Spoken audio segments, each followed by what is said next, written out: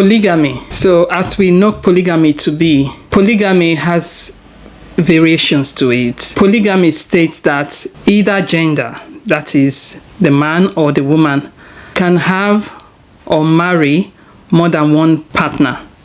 So polygamy allows for humans to indulge in marriage that involves more than one partner. The topic that I've been sharing with you for a while now has been on polygamy, but polygamy from the man's perspective. So since it's from the man's perspective, that means that is looked at or interpreted as polygyny. Polygyny is when a man is able to marry more than one woman, so many wives, like in the case of Solomon, which is also prominent in so many cultures. For example, in the African ancient culture, that was how marriage was done. Hello everyone, welcome back to Breakage Barriers. If this is your first time here, my name is Blessing, aka Lady B. Of course, when we talk about polygamy, there's no way we cannot talk about marriage, because marriage is the foundation of this topic, really. So polygyny, which I've been discussing in my last 2 videos, is when a man takes more than one woman as wives. And as some women will say, what a man can do, a woman also can do. So in terms of polygamy, some women also indulge in this act. Yes, and that act is called polyandry. Polyandry is usually frowned at, but again, I'm not going to be discussing on polyandry today. I'm going to be discussing on polygyny, because that's what my last 2 videos has been about. So the question I have for those who indulge in polygyny, which is an aspect of polygamy, without judgment, because we are all here to learn, I just wonder, how do these men actually feel? How does it make them feel? How are they able to relate with all these different women at once as wives? Because it must come with a lot of challenges to be able to relate with 4, 5, 10 women at a time. I mean, just being able to relate with one woman at all, for some men, is really challenging. Then to take a step forward and be able to manage more than one woman, having 2 women, 3 women at once here, you know, that must be kind of a talent, really. You know, for men who indulge in such acts, they must have the talent of manageability, because if they don't, they are heading for great failure and tumult and a lot of headaches, because you must be able to manage these women and be able to love them equally. As humans, we know when we are not being loved as much.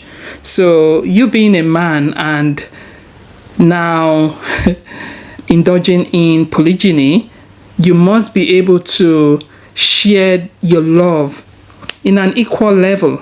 If not, there will be a lot of in-house fighting, backbiting, jealousy, hatred, malice, and resentment amongst the women, the children, and in some cases towards the man, because the woman involved might believe, oh, okay, I'm not being loved by this man, So how, how are these men able to cope?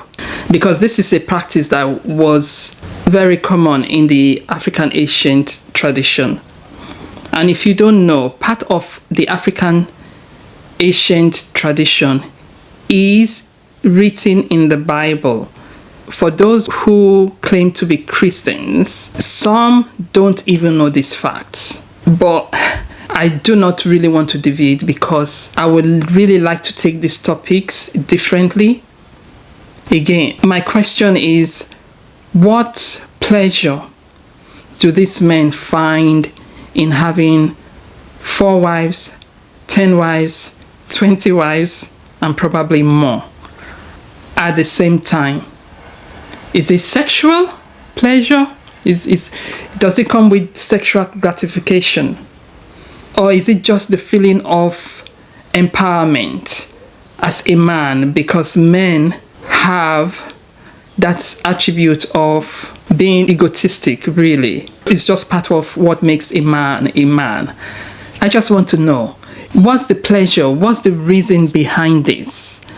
Or is it cultural because some people are born into such culture? It's been a culture that is become a tradition because the forefathers did it, the ones before them did it, and that same tradition is being passed on to the current generation as the normative. To be fair, even those who practice monogamy, that's one man, one woman at a time, also indulge in promiscuity.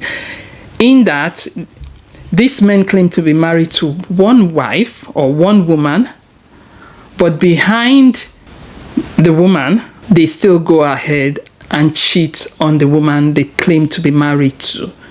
So in paper, they are married to one wife, but in practical terms, they are actually engaged in a relationship with more than one woman because they keep the married woman at home and they have the ring on their hand, but in actuality, they cheat. Some men, even whilst married to one woman, they go behind one woman to have another family somewhere else with children.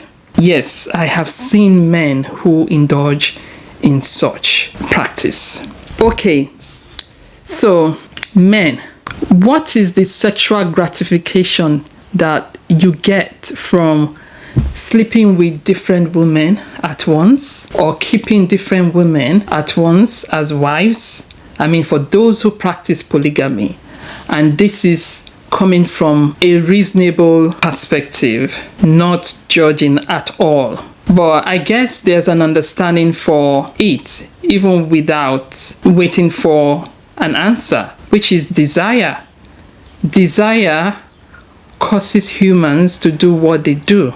You see, you think, and then you do. I believe it comes from the area of desire, culture, religion, and belief. But when we as humans can actually sit down to address such matters, then we might be able to view this from an understanding aspect and be able to respect the fact that these people have chosen to be who they want to be or do what they want to do.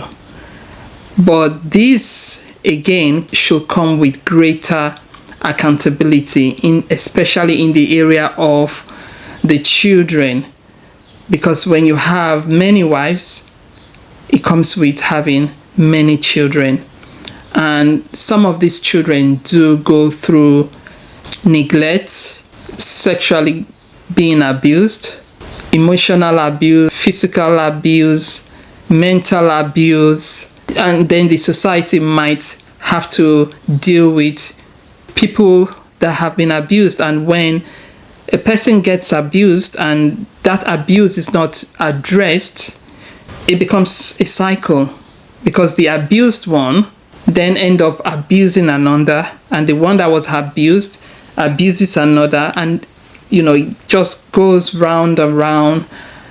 Then it gets to a stage whereby it becomes really difficult to break that cycle if it's not intentionally addressed.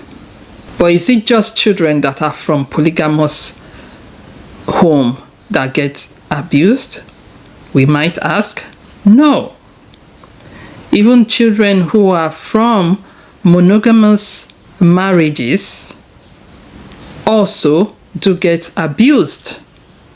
So it is only fair enough to address this matter reasonably. So what's the question here? Monogamy or polygamy?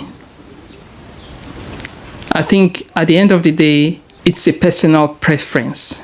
But please, whether it be monogamy or polygamy, polygyny, as it is in this case, let us protect the children.